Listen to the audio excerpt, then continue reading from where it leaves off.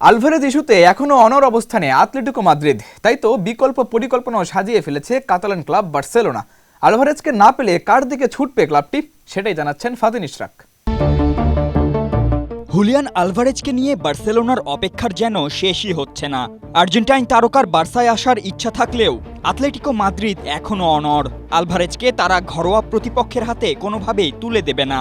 এদিকে নতুন মৌসুমের শুরুতে বার্সেলোনার সামনে বড় সমস্যা, দলে নেই স্বীকৃত একজন নির্ভরযোগ্য সেন্টার ফরওয়ার্ড। তাই তো এখন আর্জেন্টিনার এই ফরওয়ার্ডকে নিতে তাড়াহুড়ো শুরু করেছে তারা।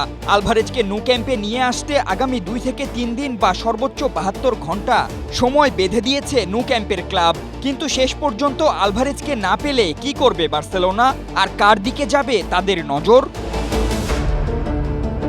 আলভারেজকে নিয়ে দোটানার মাঝে বার্সেলোনা রেডি করেছে প্ল্যান বি। স্পেনের জনপ্রিয় স্পোর্টস ডিজিটাল মিডিয়া প্ল্যাটফর্ম এল চিরিঙ্গিতো টিভির দাবি, আলভারেজকে না পেলে বার্সা ভিলারিয়ালের ফরওয়ার্ড জর্জ মিকাওতাদজে, তার সতীর্থ আয়োজে পেরেস এবং ইন্টার মিলান অধিনায়ক লাউতারো মার্তিনেজের দিকে ঝুঁকবে। তবে এদের মধ্যে জর্জ মিকাওতাদজের প্রতি বার্সেলোনা স্পোর্টিং ডিরেক্টর ডেকোর পূর্ণ সমর্থন দাবি করেছে চিরিঙ্গিতো টিভি, যদিও এ বিষয়ে নাখোশ কোচ হান্সি ফ্লিক। এছাড়া তুলনামূলক কম অর্থে দলে ভেড়ানো যেতে পারে বলে ভিলারিয়ালের আরেক ফরওয়ার্ড পেরেসকেও নজরে রেখেছে বার্সেলোনা। আর গত কয়েক বছর ধরেই গুঞ্জন চলতে থাকা লাউতারোও রয়েছেন এই শর্ট লিস্টে।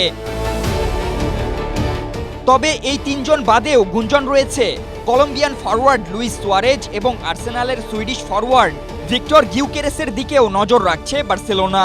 রবার্ট লেভানডস্কির যাওয়ার পর নিয়মিত নাম্বার 9 হিসেবে আলভারেজকেই সবচেয়ে উপযুক্ত মনে করছে বার্সা।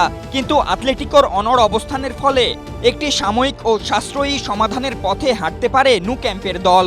সেক্ষেত্রে আগামী জানুয়ারি অথবা 2027 সাল পর্যন্ত অপেক্ষা করে আলভারেজের জন্য আবারও চেষ্টা চালাতে পারে বার্সেলোনা।